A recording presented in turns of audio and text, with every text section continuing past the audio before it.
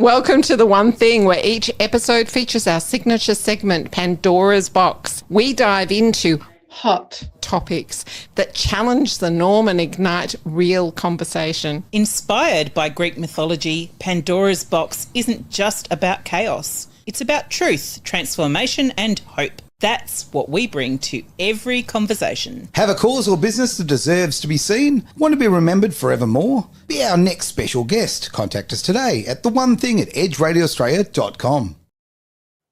Hello everyone and welcome to Edge Radio Australia, and you are listening to The One Thing with my co-host Aaron. Lovely to be here. Thank you very much. And these two wonderful people on the couch that we've had before. But repeat offenders. Offenders, no less, right? Yeah. Repeat offenders. But we are missing one of our very special threesome. Young Lisa is in behind the scenes. Behind the scenes. She's here, but she's just behind the scenes doing a few things, technical stuff that I don't have anything, no clue. She's looking for the any key. That's all she's doing. Okay, let's okay. Okay, so shall we jump into it? Yeah, jump into it. Would you like to introduce our two special guests? No, I thought you were doing that. Okay, I will do it. So apparently in our last episode on The One Thing, we had these two wonderful people, Bron Hendry speaking, and oh God, now I'm all over the place because I'm ex-prison officer. And we also have Brendon here, who is, what are you, Brendon? Can you tell me again? Oh, I'm a long list of Passionate advocate for justice. That's and right. Family fairness, known for his work in exposing systemic issues. So Bron and Brendon are here again on the back of, I'm not on the back of anything. Really. Well, look, it's basically a bit of a follow-up, really. Yeah. You had a bit of a substantial, in my eyes anyway, it's a big win in a particular case that you were involved with.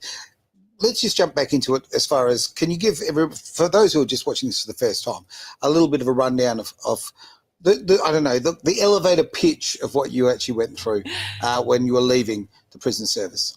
Sure. So obviously I was prison officer for a couple of years. I was exposed to what I would describe as a hostile working environment, pervasive sexual harassment, intimidation, victimisation, and it's quite. And I went to report that process internally using the. So you were a whistleblower. I was. Originally I wasn't. So I actually just followed the process. So originally that's what happened, and then as you report it, then it emerges from there. So you report something, you then get an email from a senior officer saying that you're a dog and your life will be at risk, which is obviously quite a real threat. Just say that again. Now, okay, you went through the correct processes, of a government agency here, something that's supposed to have structure to it, and you got what response? So senior officer, actually, my trainer, my supervisor, the person that was signing off on my probation, sent me an email stating that you don't report in prisons and you get put on the dog, was his exact words. Wow. And why you don't report another prison officer is that's because they won't have your back and your life will be at risk. So the fact that was from a senior officer, that was the directive. Sure. In reporting. Obviously, I spoke to other senior officers. I got sent the hurt feelings report. I think we talked about that last time. The hurt feelings report was unbelievable. Yeah. It looks like a pice of satire. Yeah, absolutely crazy. Do you need a safe space? Are you a crybaby? I'm paraphrasing here. They were so ridiculous. You can't even think that it would be something that was on a correct form there. I mean, it was belittling. It was. Brendon, do you remember some of those particular things on the form, mate?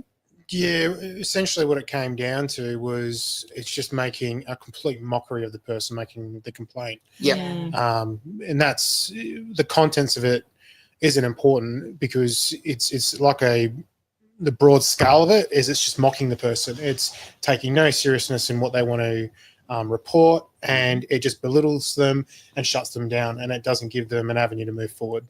That's it. Yeah, which, I mean, the whole system's in place for that, so that everybody can move forward, so that we can get a resolution. And in this day and age, we should be looking after our staff. It's such a big part of it. So to be treated, you were treated like filth. There's no other way of putting it. I think you come into that working environment from other, obviously, areas or other careers. Yep. And it's well documented that, like senior officers say, it's nothing like you've ever expected, and it is so pervasively sexualized. Yeah, and it's hard to understand why or how that happens. I think because obviously it's a prison, it's all closed up. There's no one overseeing it, watching it. I think Brendon mentioned last time there's no body-worn cameras. There's no protections. Why are there no body-worn cameras? Well, I personally, I mean, it was supposed to be. They promised it. I think they've introduced it at Banksia Hill, which is the children's prison, because of the exposure of the torture that prison officers were doing to children, and obviously the conditions. So the government obviously have started to roll out body-worn cameras. Yep. But, even still, if they are implemented, people will just cover them or turn them off or whatever, I believe. I don't think it's necessarily a solution to the problematic I mean, I've seen police officers here in Western Australia turn the cameras off. Okay. Yeah. I've seen it right done in front of me. So I can imagine in an environment like that's closed in a closed shop, like the prison system, they're going to turn them off. And it's very secretive, like it's a very closed shop system. No, I mean, besides the fact the public don't really want to know what goes on in places like that. Is it just because you are a woman, or is it because you're a new kid on the block? Was this done to men in prison system? They just didn't come forward. They just took it on the chin because it's something that gets done, like a rite of passage, or tell us a little bit about that. I think the bullying is pervasive, men and women. Both, So it just depends on what circles you run in. They call it the purple circle. If you're in the purple circle, then you're pretty much immune. But so if do you're any not, of these other people come forward? I think I have proven what happens to you if you do come forward, unfortunately. So there's lots of warnings. People say, for example, that email from that senior officer saying this is what happens here. This is the lay of the land. Yes. And I was naive and probably quite a logical thinker, where I'm like, that's not right. It doesn't work that way. And so you go again and you report it again, and then the same management are trying to tell you the same thing, that, it's going to be very difficult to put anything in writing, and we don't really do it this way. And you're a bit confused. So many people don't, they usually probably go to the union, people like Brendon. But at the end of the day, someone always knows you've reported them, or you've been to the superintendent's office. So they watch you go there, and then all of a sudden the dynamics change, because you could be the snitch or the dog. Now, speaking of dynamics, look, I will say it till the cows come home. I'm very sick of the mainstream media and how they misuse their power here in, Australia, but I'm sure we all know it happens worldwide. Here in Western Australia, it's particularly insular. We've got really one main source of media that's very, very prevalent. Because of that, you don't really get any honesty or integrity in the reporting process. And in fact, what I've noticed is stories come out and then they just disappear. Absolutely. I want to jump to the video, if I may. This is of Brendon, you actually speaking to the mainstream media. How long ago would this video be? This was quite early on, Aaron. So this was a couple of years ago, when the process had essentially just begun. Yep. And at that point, the media were more than happy to report and investigate. Sure. And then we had some strange things happen after this aired, where reporters who were engaging with myself and Bronwyn and other victims, they were getting seconded and disappearing, ending up in other countries. And it's crazy. Like you said, it's the media. It's funny. I don't think we can even call it the media anymore. No, it's not real. It's because what it is, it's just an arm of the government now. It's just all they are. They're a marketing firm for the government. That's what they are. You're being very kind saying marketing. I think more propaganda, but okay. I'm going to play down a little bit, but when you can have a phone call from Labor and Labor MP, and where they go, right, if you do this, we'll cut your funding, or, you won't get invited to a political broadcast or anything like that. You'll get pretty much banned from Parliament, and those threats come across. And a lot of us have heard that and seen first accounts of that happening. It's no longer media. It's now a business that works for the government. Yeah. And last time I checked, they did that in Nazi Germany, I believe. Yeah. Look, it was very popular in the 30s last century. Went really well. Yeah. We kind of know where that went. Well, let's watch the video here and get a bit of insight. Bunbury Regional Prison houses some of the state's worst criminals. But it's not the inmates under investigation tonight, it's the staff. 7 News can reveal a group of prison officers at the Southwest facility are facing shocking allegations of bullying, intimidation and sexual harassment. Their female colleagues allegedly subjected to vulgar behaviour. Another bombshell for our prison system, already cooking under the intense pressure of public scrutiny. Inappropriate comments, female prison officers grabbed and pulled into offices with senior officers, and inappropriate activities occurring, and other crude behaviour like sniffing seats and making comments in front of other peers. 7 News has been given a copy of the allegations. Much of it is simply too graphic to report, but it includes serious allegations, threats of rape, sexual advances and even death threats. One woman says she was confronted with decapitated dead animals left at the doorstep after speaking out. 1 week, this possum, the next, a puppy. It's understood nearly 20 complainants have come forward. Their experiences now the centre of a WorkSafe and Industrial Relations Commission investigation. The WA Prison Officers Union also confirming it's assisting a number of members with sexual harassment claims across the state, including Bunbury. You don't expect to go to work and to be harassed. You expect to have your colleagues and your peers protecting you and looking out for you, and not be acting like the actual perpetrators that they're looking after. In a statement, the Department of Justice said it's aware of the matters and is investigating. Cassidy Moscone, 7 News.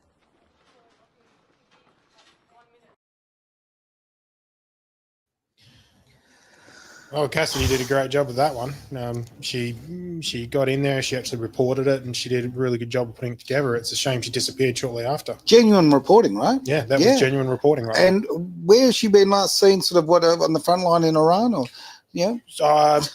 probably all I know is I had another reporter reach out to me, and she also sent me a text message and said, really sorry, but I've been seconded, so I won't be able to, take on any further matters that you send to me. And she did refer me to another reporter who didn't take it as seriously, like we still engaged, but then she got seconded to Sydney. And then I was left with no one. Wow. Bron, look, we go on about it, and I'm very passionate about free speech, obviously, and we love to give everybody a platform to do that. But you must have felt so under pressure, quite frankly, and so much, I don't know, very, very difficult for you to lose your free speech like that, to be actually held back. Now, the court case, and we obviously have to dance around when we talk about court cases. We know that Edge Radio Australia got a bit of a mention, which was nice. That was exactly right. So Edge, obviously, Lisa attended one of the court hearings that we recently had, the recusal. Yes. And they were addressed by the opposing barrister. That's just not the conduct that you do. You don't address the gallery from the bar table. No. But that is the barrister for the state who thought she would take it upon herself to make a point of people being in the room. The people have the right to watch these cases. They have the right to be there. Certainly do. And also, obviously, every podcast that I do now, they transcript. Will be heavily watched. Yeah. And then they file affidavits to exactly every word I say. For the purpose, I'm not sure. That's what I'm asking. That's what I wanted to know. What is the purpose? First of all, they get to bill the state for every affidavit that they file. The purpose will be one day they're already starting to use things I've said out of context. Of course. And so they'll just put that snippet in an affidavit to bolster their support, for example. Yeah. Most recently, as much as, there was a recusal of the judge. Well, explain that to our audience, what that's about. So over the period of litigation for 2 years, I felt that there was a level of bias towards myself as a self-representing litigant. I had raised a judicial complaint. The Chief Justice of Australia, Miss Mortimer, suggested that a recusal is the way to go if you feel that there is apprehended bias towards a judge. I didn't really want to do that, so I wrote back and said, oh, look, this is the last resort. Sure. And they wrote back, stating that these are your options. You follow the judicial process, which is further litigation, really, rather than trying to just narrow down what the issues are, if it's me personally or if it is the fact that self-representing litigants are generally disliked in the playground of the lawyers. The playground, beautifully put. Yeah. Because they do consider it to be their little playground. I do believe it's their stage, it's their platform, it's their playground. Yeah. I mean, that's prevalent in the court, where the barristers they address the court as I'm a friend of the court. That's right. My learned colleague, my learned friend. Yes. And so, and I can't do that because I stand up and say, yes, I represent myself. I'm here on behalf of myself. And so, and I'm not a friend of the court and I'm not a learned colleague and I don't have the ability to do that. However, so that happened. There was then some conduct issues going on that I felt was going on inside a case management hearing between the opposing barrister, which is Fiona Stanton, and Justice Jackson. And that was very clear. I then contacted the parties and I said, is there a conflict of interest between the judge and the opposing barrister? Is there a personal relationship? Is there something that there seems to be a weird, extraordinary events of conduct and case management hearings and outcomes like that? They didn't respond. And so I fell back to, this is 2 years without defences, 2 years without any really progress of the matter. I'm going to raise a recusal, and I did. And good on you. And what people need to know, because, why would you know this? Sadly, I do, because I've been in this situation myself. The person who makes, so if the judge if you accuse the judge or ask them to be recused themselves, right? They make the decision. Correct. It's not overseen by anybody. If you go to their hierarchy, they literally just refer it back to them. Is that like an old law or, Yeah, isn't it about time that we actually have a little bit of an overhaul on that system? You would think so. I think the very fact that, it's relatively new that you can now raise a concern for apprehended bias, which is a perception of bias. Okay. I mean, I think it's been around for many years, but there's been many cases that give it its definition and it grows from this case precedent because this judge made that level of what the meaning of it is apprehended bias. So under the dictionary, it's an apprehension.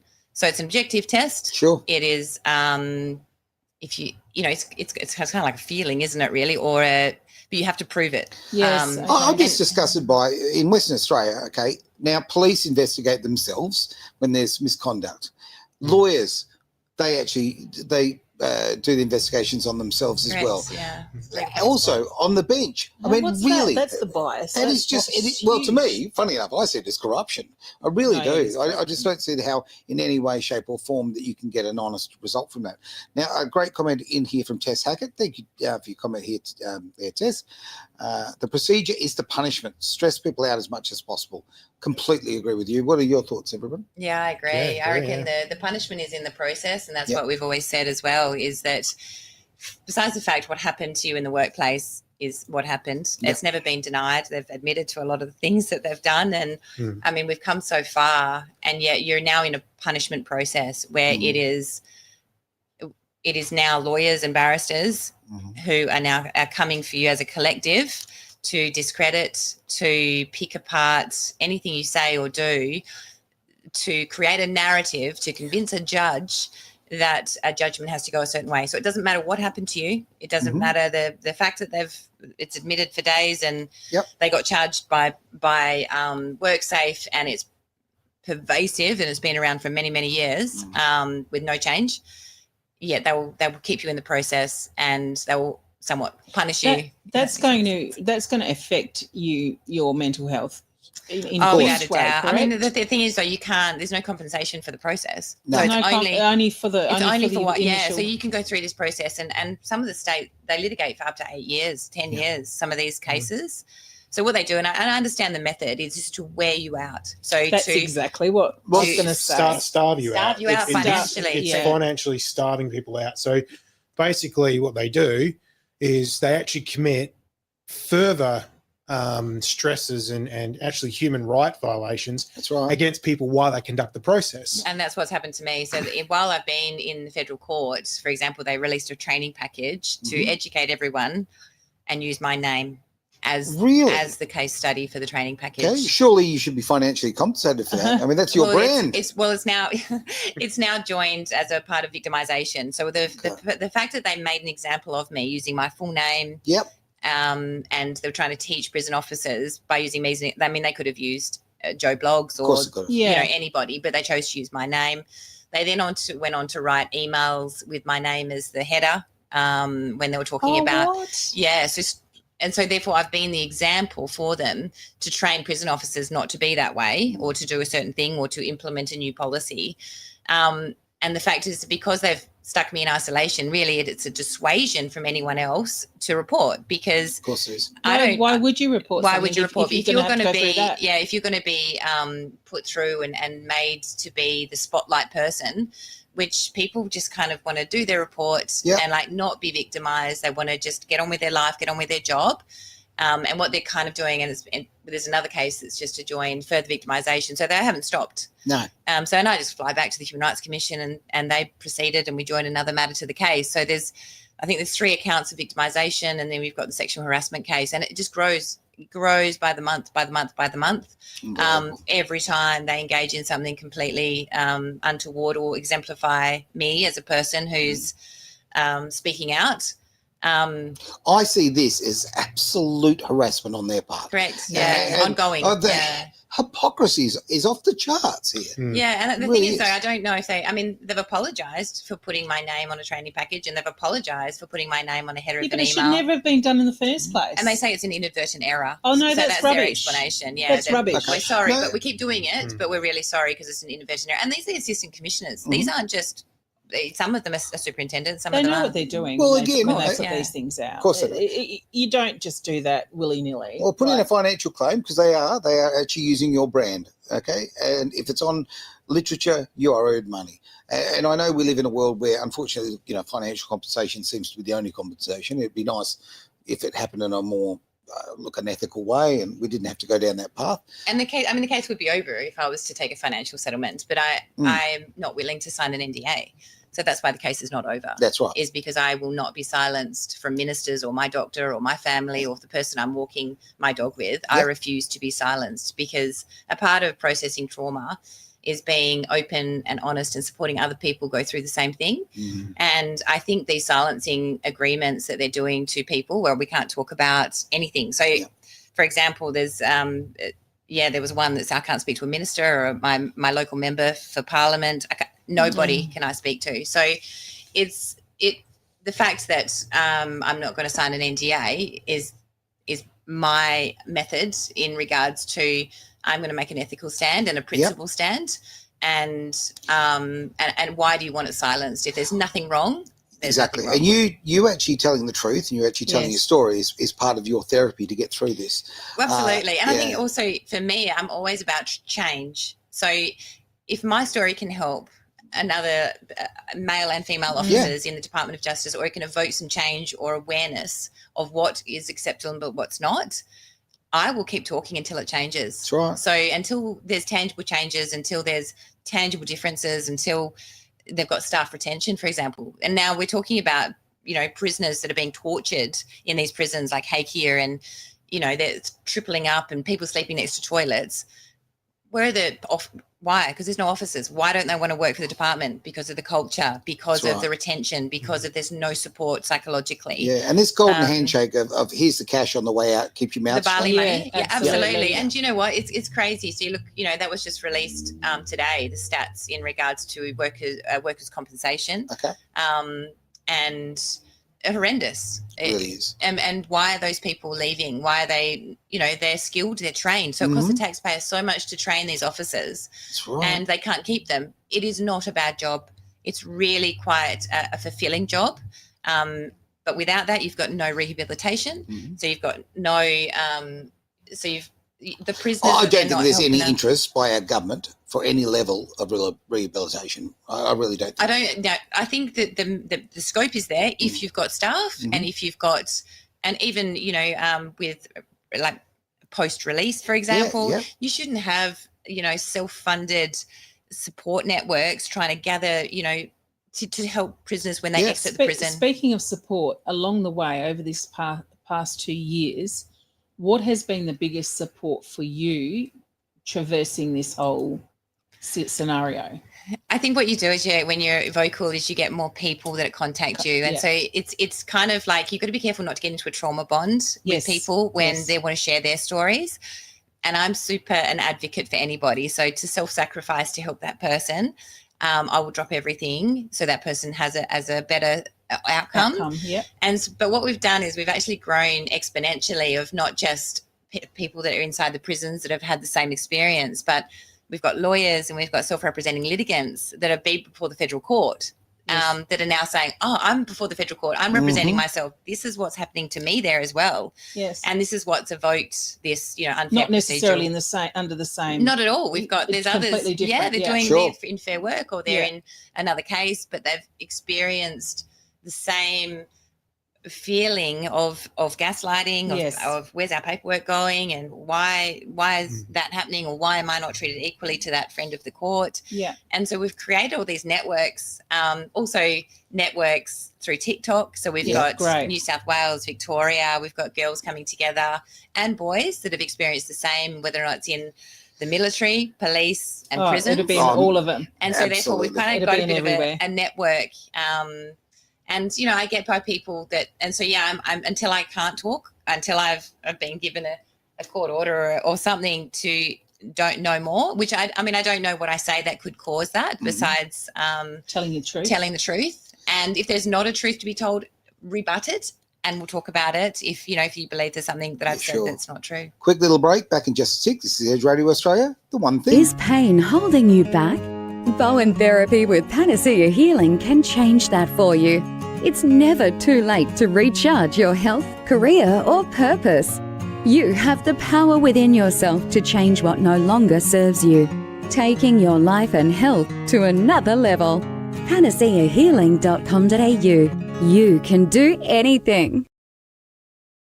Yeah, you're watching and listening to whatever you happen to be doing. It's Edge Radio Australia, the one thing.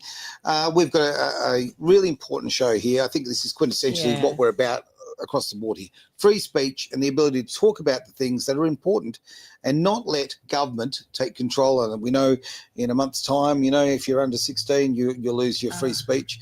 And a little tongue-in-cheek on that one too. Obviously, we don't want our kids suffering through the negative sides of social media, but we also know that it's really just a way of getting a digital ID to the population. Yeah, well, I know as a homeschooler, if I didn't have YouTube for my children growing up, there's no way I would have been able to give them the education they got. Yeah, that's right. But we're trying to win votes here. Okay, we're trying to virtue signal. We're not actually trying to make the world a better place. And I'm going to go straight for the punch here. The Australian Labor Party and the Greens coalition, the damage they are doing to this country is untold. And I know the opposition is quite pathetic. I really do. And I'd like to see some parties sort of raise themselves and raise their levels. But ultimately, do you think that would change given the parties are all in together? Really? Yeah, it's a case of, two wings of the same bird kind of routine. I think while we've got a two-party preferred basis, it's going to be very difficult to change. But I think maybe we just need to come together and make that change happen. So I think that's what's happening. Watch the Bugs Life movie or the Ants movie, and watch The Power in the People as a collective. Said from someone who clearly did raise their kids homeschooling. Yeah, exactly. I did. Yes. I have got one question for you. And what does a safer, more humane justice system look like? I think it starts at the very top. So you're talking about the minister. And then obviously, do you think they've got the balls to do it though? No, I don't think. I think for example, Paul Papalia, the person that runs the corrective services portfolio now, he's never been a prison officer. He wouldn't know what it's like to be inside a prison. And then you've got the commissioner, who Brad Royce is, and he's a police officer. He's never been in a prison. But I think where you've got to look at it is the whole system. And the fact that, yes, they all have to be incarcerated. That is the law, and that's what people are doing. But then once they're incarcerated, what's the rehabilitation like? Job skills, reintegration, it doesn't exist. And it's kind of like that's where the problem exists. And I think a safer justice system starts in the courts of law. Yeah, 100%. And so I'm watching the backward process now. So I've come out of a prison and now I'm the other way around. And I believe our state is run by lawyers and barristers. I don't believe that there is a client. I don't believe that there is a minister. I don't believe that there is I think they're all dictated of what they can and can't say by law firms. Mm-hmm. And I think also you take that away and give the people autonomy and not be scared to be sued or not to be scared to be defamed or not to be scared to... Which is so prevalent in today's society compared to what it was like 40, 50 years ago. No one will speak until they've put it past legal advice or whatever. Even the mainstream media do that. I'm very aware that we won't say that because, we'll put it past our legal teams. I've actually got a recording from the ABC when I was having a conversation with the ABC on an interview, and I said what I need to say, and she literally said, we'll edit out that bit because, we don't want to be, the legal kind of... No, hang on. I've just told the truth of something that's actually really, really important about a government agency that was actually doing the wrong thing. And the ABC that we pay, whatever, $1.2 billion a year for, is literally editing that and telling me straight out, right? And we've seen obviously what's happened with the ABC and the BBC over the last short period of time.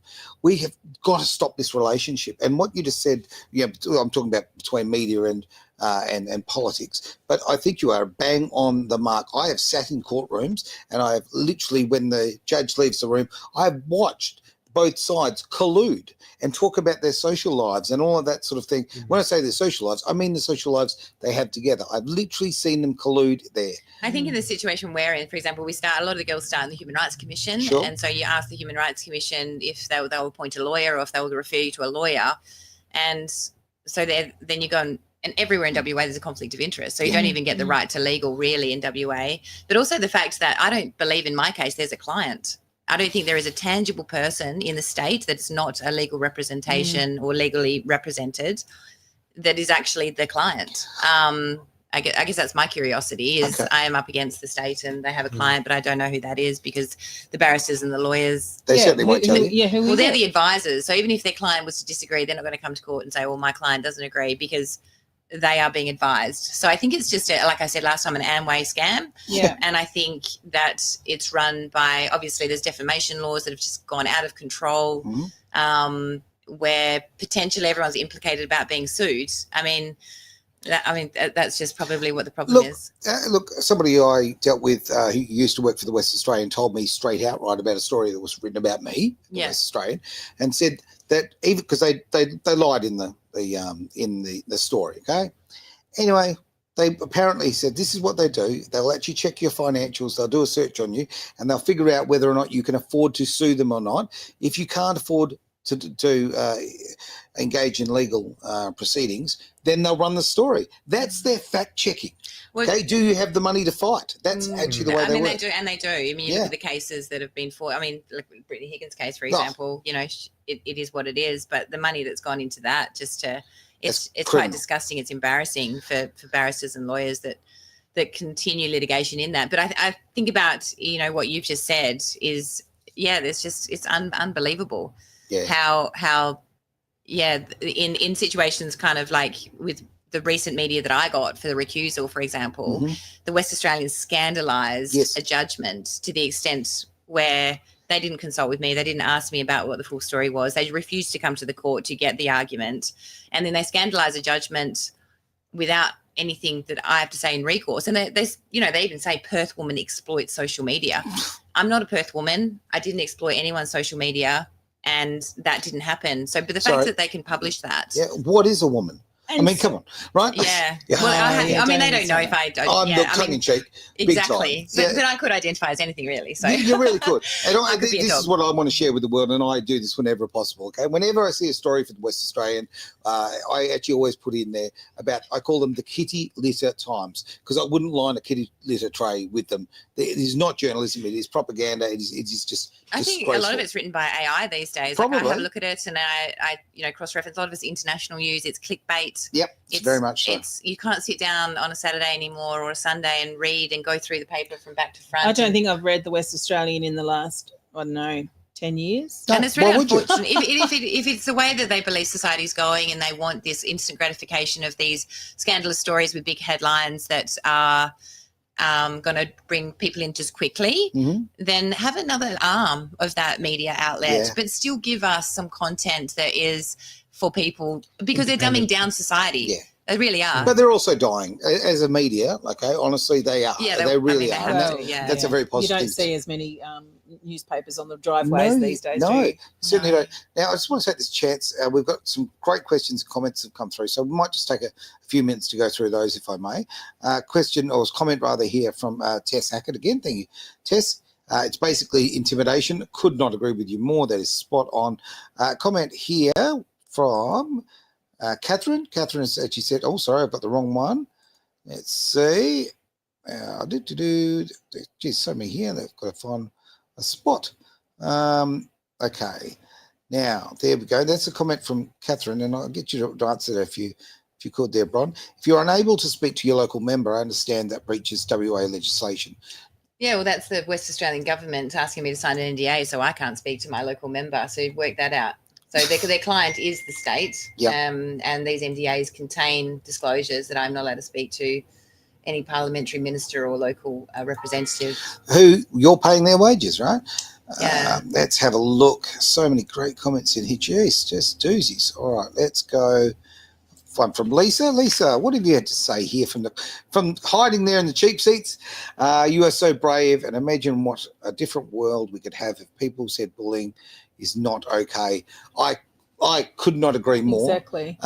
You are an absolute inspiration, and I thank you so much, because it is so hard to stand up against the machine. Right? Yeah, and it is hard, and it's crazy because maybe it's made my path, because I'm terribly shy. Everyone would probably tell you the same story, that I'm the most introverted person you'll ever meet, and putting in this situation, kind of having to articulate your words without stuttering or overthinking each particular thing that comes out of my mouth I don't know if it's brave, but I feel a drive. And until that, I wake up every morning and it's Groundhog Day, and I keep going, do you know what? It's not for me anymore. It's terribly punishment for me. It's horrible. Nobody wants to be there and be litigating a matter and learning how to write an affidavit, or learning how to write submissions and reading law. Law is perverted. It is not about the people anymore. It is about, it's gone on, especially the way adversary system, where it's just, it's scaffolded on itself. So you've got judgments from 100 years ago, and then you've got judgments happening, and it's all just the way it is. It's not comprehensible by a normal citizen. Yep. And the way I comprehend the law and the logic I am behind it, and that's how I present my case. I think it's written in a way to exclude the everyday person, right? We cannot represent ourselves. I mean, you're doing such a brilliant job. Well, I don't think I am, because I just catastrophically lost a recusal, but then got a recusal at the same time. So, I mean, you look at it and then say, what happened to me? So the punishment in that is that they've now come for costs against me. So I lost that argument, and the judge on his way out suggested that they write submissions to claim costs against me for losing that one part of the argument. Now, show the arrogance of that man. I'm sure it was a man in this case. Jackson, Judge Jackson is a male judge. And, I mean, they have the right. If you lose a particular part of a hearing and those people have had to attend because you've raised an argument, the fact that they didn't apply for costs when they opposed the recusal, that they didn't put forth any claim for costs, and the fact that on his way out he wrote an order that they write submissions to claim costs. I find that isn't that given legal advice though? I would think it was given. I mean, the thing is though, it's common sense. If they lost a hearing, then they know that they could have risen up on their own intent. That's just the way it is. But the fact is that I can't raise costs ever. Okay. So I'm a self-representing litigant, so I can't claim costs off them, even if they've lost. So that's what I was just going to ask you. The system itself is so unfair. That's broken. So I can't bill for my time, my anything. I could probably bill for the 50 cents that it cost me to photocopy that piece of paper, but I can't bill for my time. So when they legal firms, especially the state, so that is a lot of people. So up to 19 people. Lisa was there. She saw 8 of them in the bench in the bar the other day. And I'm talking about, an interlocutory application that potentially we don't know, because they won't put their summary of costs forward as yet. Could be hundreds of thousands of dollars, but I don't know. I've dealt with a barrister once. It was $4,000 an hour. Yeah, absolutely. Right? Like, this is just, it's just it mind-blowing. blows your mind. Yeah, It really so does. it's kind of, and that's when it hits home that the system is so perverted. And I guess, they say, oh, you go into litigation, you risk it. I came out of the Human Rights Commission because they didn't attend. I came out of the Human Rights Commission to resolve it because they were unwilling to attend and resolve the matter reasonably. Yeah. And so therefore your next step is to go to federal court. Yes. The fact that they now say, well, you're litigating the matter, and so therefore you've got the risk of cost if you make a mistake, or if you don't, your argument doesn't stand up. Now, that judge recused himself on his own accord. Well, he'll say he handed it back to the because he thought that I was an asshole. The fact that he's gone anyway, I got the orders that I wanted, but the fact that he's now gone and give them a direction that they can potentially claim costs, and they have written submissions in that. Let's back it all up for a moment.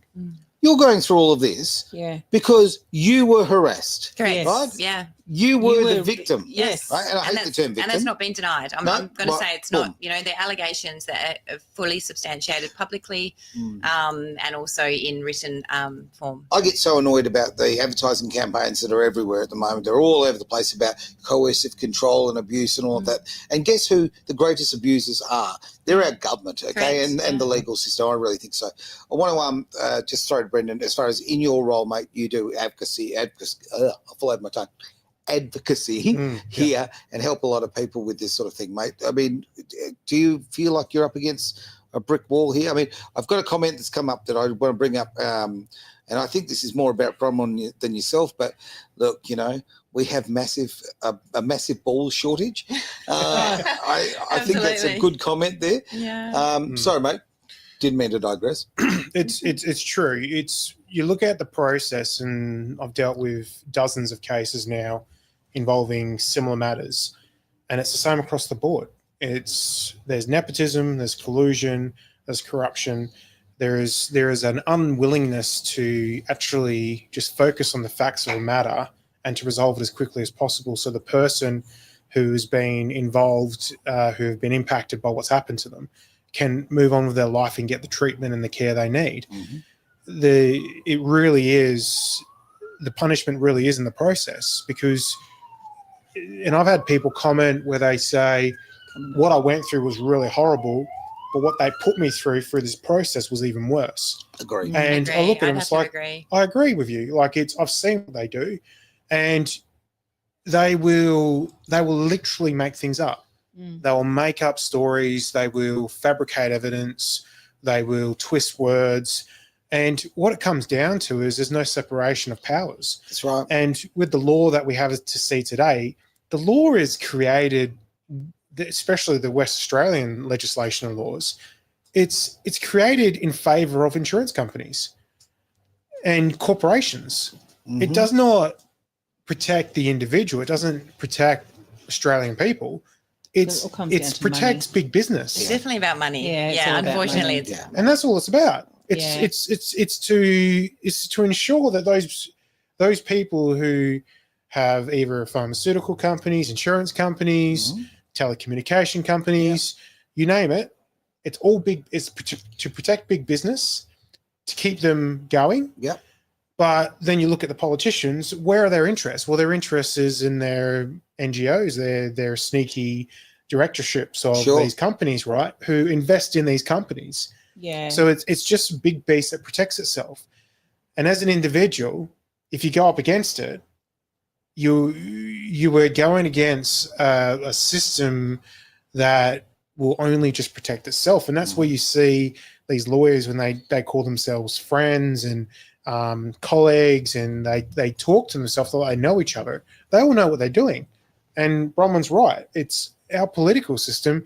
It's not a political system. No. It's filled with lawyers and filled with business owners who self-protect themselves. Look, honestly, the political system, political class here in Australia now is so full of lawyers, it is ridiculous. And when I've dealt with lawyers, it is very, very apparent to me the amount of sociopaths when we're talking about lawyers and judges. And these people are making calls about your life. Sometimes I wonder how much just pure evil is in that, and how much they're actually enjoying the process. I've actually watched lawyers when they're deliberately damaging people, and I've watched their faces, and you go, oh my God, you're enjoying this. And, I'd love to do a social experiment where, for a moment, no one instructs a lawyer, for example, in the family court, and the parents are forced to negotiate, parenting orders, or even in this situation. Because if I had my alleged perpetrators standing beside me in federal court, we wouldn't be there,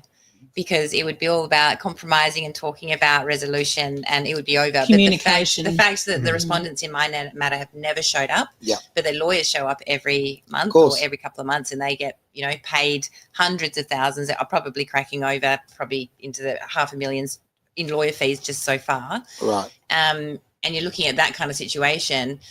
But the problem is that people believe lawyers, so they believe that they need them so badly, and potentially I'm that naive that I will just keep bouncing through, and I interpret the law this way, and I'm going to do an affidavit, or I'm going to do this because I'm trying to follow a rules and process. The rules are in place.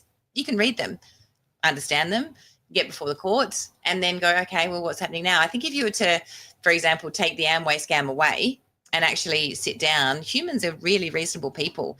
What makes it unreasonable are people fighting and say, look, we can pursue this one and we can pursue that, and it is just a scam. I'm sure the respondents in my matter don't know what the hell's going on in court. Oh, thoroughly agree. They're not communicated what's going on. And little side note, there's a gentleman who has actually contacted us, and I've had a little bit to do with on a different matter, but who has actually put an app together which is using AI, which is built around the Australian legal system, and you can ask it questions, and it can come up with directives, and very, very good. And I think for litigators, it might be a great tool. The lawyers are using it. The lawyers are using AI. Yeah. I mean, I can absolutely guarantee that in my case with affidavits and submissions. Yep. Because you read the case precedent that they're trying to use in the submissions, and they're wrong.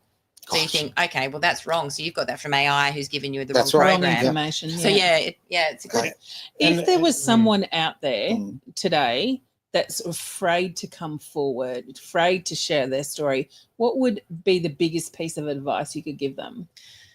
I think, you have to because there would be a certain amount of fear. Oh, there is so many. There's so many. I mean, I can tell you because they still come to me. Yeah, okay. Where they can't talk up. They can't even talk up in the workplace. So it's still occurring at Bunbury Prison. It is still occurring in the other prisons. Yeah. And they're too scared because it's so entrenched of what could happen to you.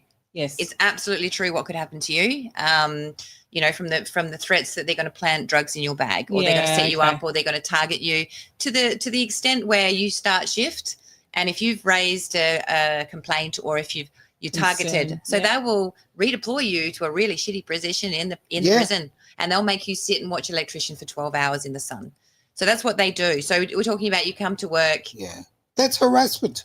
I know, but it's so inadvertent, and this is what they do. So they move you around.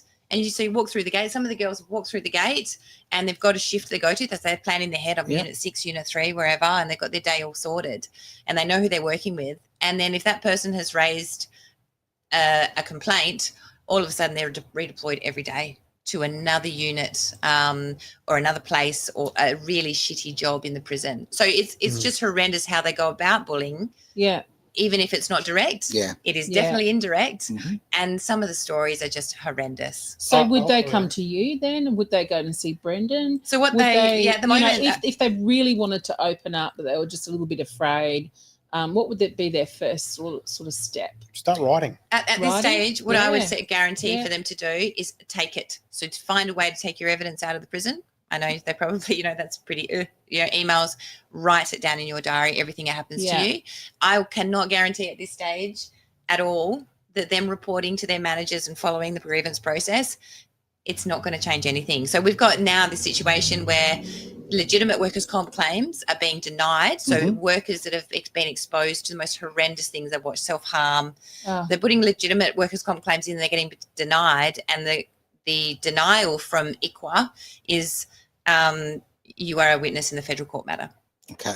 And so therefore they're not even getting the workplace rights that they have owed to them because they are they're either a witness or they've reported something associated with my matter. Wow. So now the department are now what we call is that they're coming in, so they're standing over them. They're closing shop, and so I couldn't actually recommend anyone to report through the right process through the department, because it's not there yet. It's not regulated. It is still completely let go, because you've got the perpetrators. So that would be one of your driving forces, is to get that regulation happening, to have that have that system in place where people can actually report and be heard. And without. Well, you've got Bunbury, for example. Yeah. You've got a superintendent that's still there, yet she's a respondent in a federal court matter, and she's got other matters in the human rights. She is still running and controlling that prison as it is today. So I'm not sure how that works with the delegatory authority. I don't have any idea how that works. And how then it can just continue to be that pervasive. Okay. So you're still stuck, because those things have not been remedied. And I mean, so no, I wouldn't recommend.